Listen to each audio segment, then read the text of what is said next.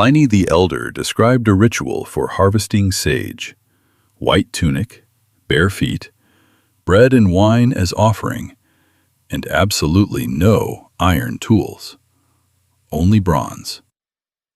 For 2,000 years, this was filed under Roman superstition. Then, modern food chemistry showed that iron ions catalyze oxidative degradation of phenolic compounds on contact. The bronze rule wasn't religion. It was quality control, encoded as ceremony because the Romans didn't have the word polyphenol. The archive is open. Here's what caught me about sage before anything else. This plant doesn't want good soil. Give it rich, well-watered garden earth, the kind you'd nurture tomatoes in, and it grows tall, leggy, and chemically bland. Starve it on a sun-scorched limestone cliff with no topsoil and barely any rain, and it becomes one of the most chemically complex organisms in the plant kingdom. Over 120 identified compounds: antimicrobial, antioxidant, anti-inflammatory, insecticidal, all running simultaneously. Most plants specialize. Sage hoards. And the worse you treat it, the more it produces. But what sage does with fire is where the story takes a turn I wasn't expecting. And it changes how you think about this plant entirely. The arsonist on the limestone cliff. Those silver-green leaves, the ones that feel like velvet when you rub them between your fingers, are covered in thousands of microscopic hair-like structures called trichomes. Each one is a chemical factory. Each one produces and stores volatile oils: camphor, thujone, cineol, pinene. The felt of trichomes does triple duty. It reflects ultraviolet radiation like a biological sunscreen. It traps a thin layer of humid air against the leaf surface, reducing water loss. And it loads the leaf with so much flammable oil that sage is, quite literally, built to burn. In Mediterranean fire ecology, sage doesn't run from wildfire. It accelerates it. Those volatile oils combust fast and hot, torching the surrounding shrubs, plants that competed with sage for light, water, and root space.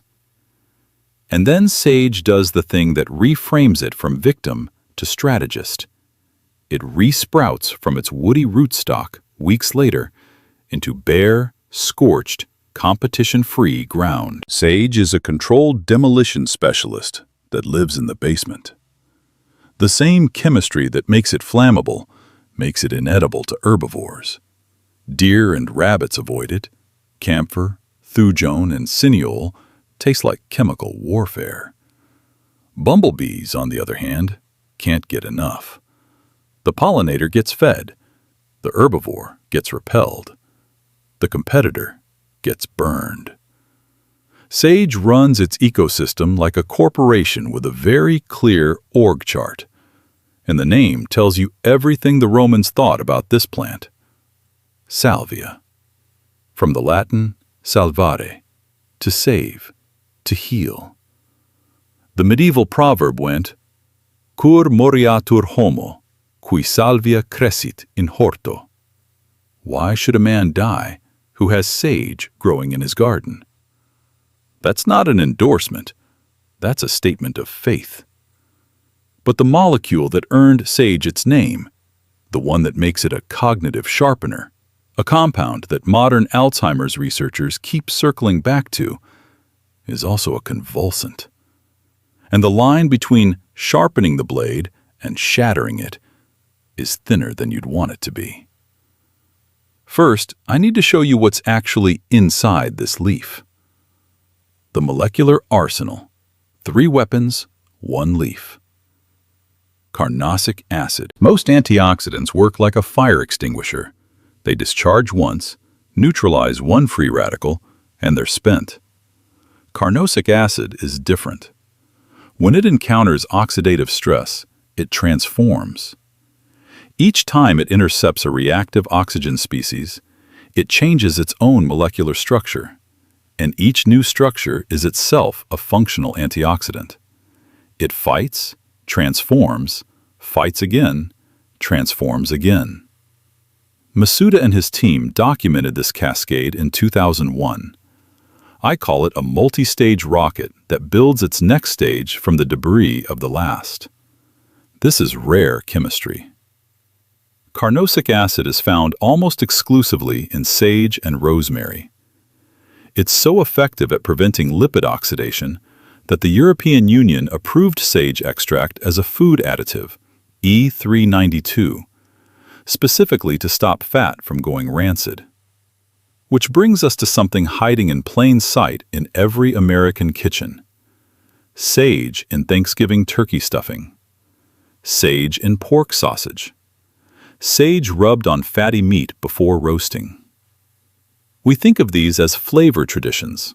They are, but they're also preservation technology. Sage was paired with fatty meat because carnosic acid measurably slows fat oxidation, extending the edible window of the meat before refrigeration existed. The flavor association came second. The chemistry came first. Your grandmother's stuffing recipe is an ancient food preservation protocol dressed up as a holiday tradition. Sage also carries rosmarinic acid, a polyphenol that inhibits cyclooxygenase 2, the same inflammatory enzyme targeted by ibuprofen. Same pathway, same mechanism, different molecule. An anti-inflammatory subroutine running quietly in the background. Not the star of this episode, but the workhorse. Now the one that is the star. Thujone. This is the molecule that earned sage its name, and the molecule that could take it away. Thujone is a monoterpene ketone that fits into GABA-A receptors in the brain. GABA is your primary inhibitory neurotransmitter, the voltage limiter that keeps neurons from firing too fast. Thujone jams that limiter. Picture a circuit breaker in an electrical panel. GABA is the breaker tripping to prevent overload. Thujone holds the breaker open. Current keeps flowing. In low doses, the result is sharpened cognition. Neural excitability ticks up. You think faster. Focus tightens. Multiple studies at Northumbria University, Sholey, Kennedy, Whiteman, 2014 through 2017, showed that single doses of sage extract measurably improved memory, attention, and alertness in healthy adults. Effects appeared within 1 to 4 hours. The mechanism includes cholinesterase inhibition. Sage slows the breakdown of acetylcholine, the neurotransmitter tied to memory and learning. This is the same enzyme pathway targeted by donepezil, the most commonly prescribed Alzheimer's drug. Sage does it weaker, but it does it. In high doses, thujone doesn't sharpen the circuit. It burns it out. Seizures, tachycardia, acute neurotoxicity. A 2009 case in Switzerland. A woman drank a cleansing dose of sage essential oil and experienced generalized tonic-clonic seizures. Same compound, same receptor, same pathway, different milliliters. The dose doesn't just make the poison, the dose makes the identity. And the distance between cognitive sharpener and convulsant is exactly the distance between a teaspoon of dried leaf and a dropper of essential oil. How that distance got encoded into your grandmother's recipe and why the modern supplement industry keeps erasing it is the story of Part 3. The Four Thieves and the Grandmother's Protocol. 1630, or thereabouts, Marseille, or possibly Toulouse, depending on which account you trust, southern France is being devoured by plague. The death carts roll daily, and 4 men are robbing corpses. They're not dying. This is noticed. When they're finally caught, the magistrate offers a trade, their secret for their lives. The answer is a vinegar. Sage, rosemary, lavender, thyme, macerated in vinegar for weeks. They soaked rags in it, wrapped them around their faces, and breathed through them while handling the dead. The formula was posted on the walls of Marseille by government order. It entered the French pharmacopoeia. It stayed there until 1884. Was the story literally true? Maybe. What is literally true is the chemistry. Sage essential oil shows significant antimicrobial activity against gram-positive and gram-negative bacteria, including MRSA. Bacteria can evolve resistance to one compound by mutating one pathway. They can't evolve resistance to 120 compounds simultaneously. It's the biological equivalent of attacking a fortress from every direction at once. The thieves didn't know that. They knew what worked. And this is the thread that runs through Sage's entire history. People figured out the protocol centuries before they understood the mechanism. Your grandmother made sage tea for sore throats every winter. She was running a 3-compound protocol without knowing it. Tannins to tighten inflamed tissue, cineol to open the airways, rosmarinic acid to suppress inflammation on the COX-2 pathway. In Appalachian folk medicine, sage tea with honey was the standard cold remedy. Sage leaves were chewed raw for toothache.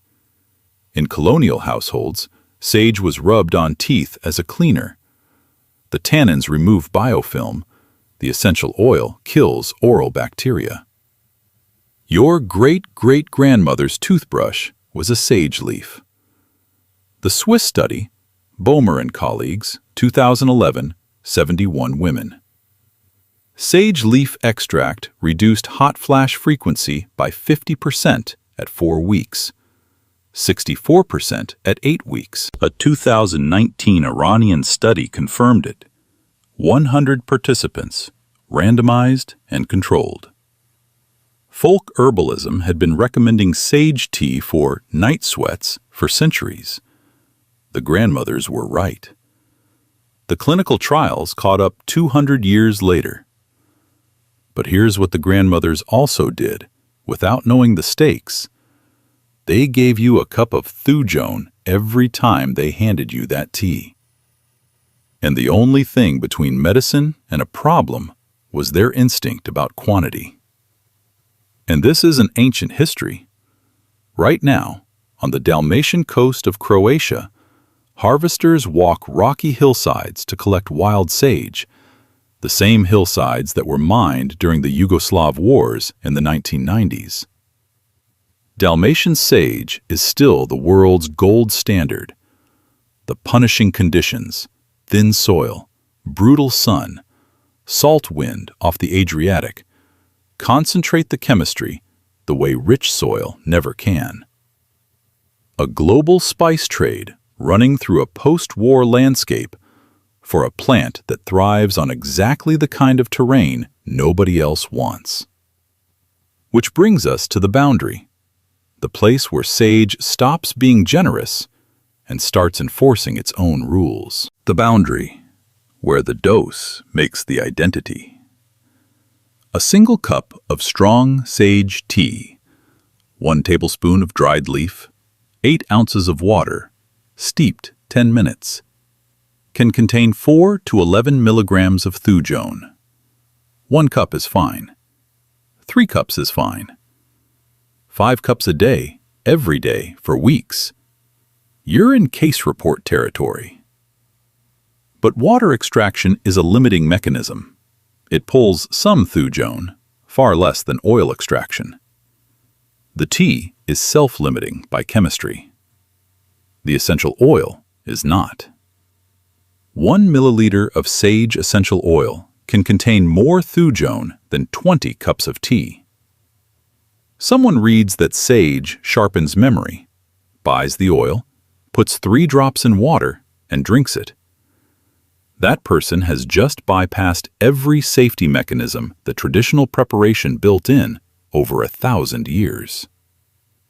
Heat matters too. Thujone is volatile. It partially breaks down above 212 degrees Fahrenheit. Rosmarinic acid is heat stable. Prolonged simmering shifts the profile toward the protective compounds and away from the dangerous one. The grandmother who said, "Let it simmer, don't just steep it," was doing pharmacokinetics at the stove. And that GABA antagonism, the circuit breaker override, is exactly why sage and anticonvulsant medications don't get along. If phenobarbital is trying to keep the voltage down, thujone is pulling in the other direction. The plant doesn't know you're on medication. It runs its protocol regardless. Same logic with blood sugar. Multiple sage compounds lower glucose, stacking on top of metformin or sulfonylureas. And the estrogenic flavonoids, the same luteolin that reduces hot flashes, means sage is pharmacologically active on hormone-sensitive pathways. If you're on tamoxifen, sage isn't just an herb. It's a variable running its own code inside your system. None of this means sage is dangerous in normal use. It means sage is powerful. The difference between culinary herb and pharmacologically active substance is about 3 tablespoons and an essential oil dropper. So there's a detail about making sage tea that most people get wrong, and the fix is so simple it's almost insulting. The protocol: lid, fat, and the common mistake. The single most important thing about making sage tea is the lid. Cover the cup. Cover the pot. The volatile compounds, cineol, the terpenes, the very molecules that make sage medicinally interesting, evaporate within minutes from an open vessel. An uncovered cup loses most of its therapeutic volatile fraction before it's cool enough to drink. The lid is the difference between a 3-compound protocol and expensive brown water. 1 tablespoon of dried sage leaf. 8 ounces of boiling water. Cover. Steep 10 minutes. Strain. Drink warm. 1 to 3 cups daily. Traditional range, well within safe thujone limits. For a sore throat, double the sage, steep 15 minutes, gargle and spit. But here's what most people miss entirely. Sage's most interesting compounds, carnosic acid, carnosol, ursolic acid, are lipophilic. They dissolve in fat, not water. A cup of sage tea doesn't extract them meaningfully. You know what does? Butter. The Italian preparation, burro e salvia, sage browned in butter, is not just a pasta sauce. It's a lipid extraction of the compounds that water can't touch. When an Italian grandmother fries sage leaves in butter until they crisp and the butter foams golden brown, she's performing a fat-soluble extraction of diterpene antioxidants. That's not a recipe. That's a protocol. Dried sage concentrates everything roughly 3 to 1 by weight. Powdered degrades fast. If it's been in your cabinet for 2 years, you have sawdust with memories. And the mistake that kills the benefit: high, dry heat for extended periods. Sage in a 400-degree oven for 45 minutes. The volatiles are gone. You're eating flavor ghosts. If you want the chemistry, add sage late or use the sage and fat method, where the oil protects the compounds from thermal destruction. Pliny's harvester, white tunic, bare feet, bronze blade, understood something that took us 2,000 years to articulate in the language of chemistry. The iron rule wasn't superstition. It was quality control for a plant whose phenolic compounds degrade on contact with ferrous ions. The ritual was the protocol. The ceremony was the science. And that might be the most honest thing about sage. Every culture that used it seriously developed rules.